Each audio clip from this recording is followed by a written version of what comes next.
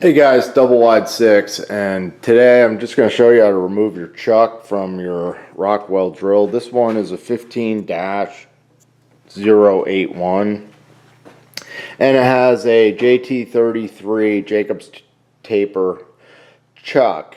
So to loosen this thing up, the first thing you want to do is lower your quill a little bit and tighten the set bolt, which is right here, and that'll hold your quill down to give you a little more access to the chuck.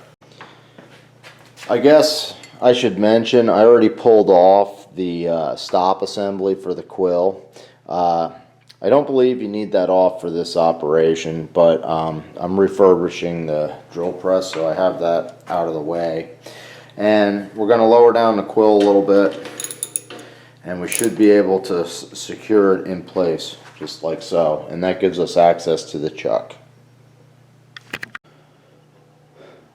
Alright, you want to take a look at your chuck and figure out if your chuck has a Morse taper on it or Jacob's taper, or if there's threads up here or what's going on. So with this chuck, there's some fine threads up here. These threads thread onto a collar. Okay, if you have this collar, you can just turn this thing in reverse, and as this collar loosens up, it's going to actually push the chuck down from the tapered shaft. Now, you don't need this collar to run a chuck.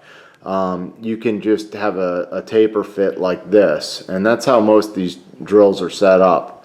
So what we're going to do is we're just going to knock this chuck off. So to take the chuck off, what we're going to do is we're going to take, in my case, I'm just taking an aluminum rod, but a brass rod would work as well, any soft metal.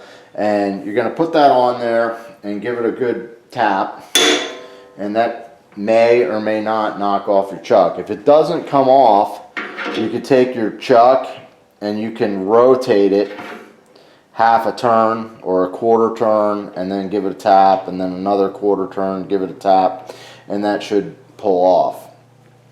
Another way to do it is to drive a wedge in there if it's stuck. Several different manufacturers of drills put a hole right in here where you can take a wedge and drive a wedge through. You can also, if it's stuck on there, you can take a wedge and stick it in there and tap it that way on each side carefully. And I think I've seen like flat wedges that kind of go in there. They sort of look like a spanner wrench that is tapered. So you just need enough force to knock it off. Okay, so the last part of this video, one thing I didn't mention is I put like a terry cloth towel here just to catch the chuck for when it fell out.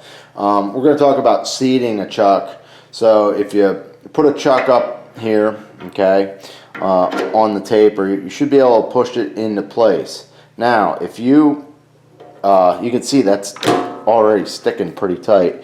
You want to make sure that this stuff is all clean. No oil in there, no oil on the shaft. Get everything really looking good before you try and seat it.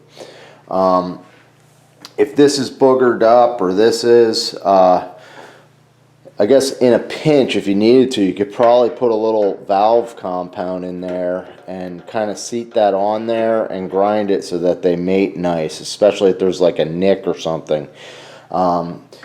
Another thing that you could do if it keeps slipping is you could add just a drop of Loctite on there to help that hold, because sometimes when you drill, your chucks fall out, okay, and that can be a real nuisance.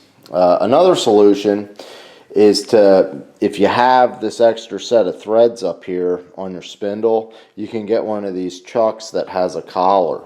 This one happens to be a Jacob's chuck, and it's a 633C. It's a 1/2 inch chuck, and it has that collar, and you know that also helps keep the tolerance on the chuck so that your bit doesn't have any run out or wobble. and it makes it pretty easy to remove because you can just lower the ring and it'll pop itself off. These drill presses were originally made so that it had a simple system for changing out the chucks. You could put on different types of attachments. So once you get everything all prepared, you stick your chuck on there, and you want to get yourself a block of hardwood, okay? And it's a good idea to bring your jaws of your Jacobs chuck all the way up.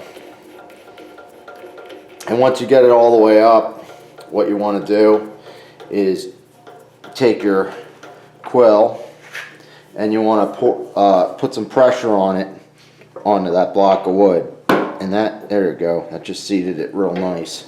So that's how you set your chuck up on there, and also how you take it off. Anyhow, I am double wide 6, and if you're interested in getting a chuck for your Rockwell drill with the 33 Jacobs taper, I will put a link in the description where you can get a replacement chuck, because oftentimes these chucks go bad, as you may know.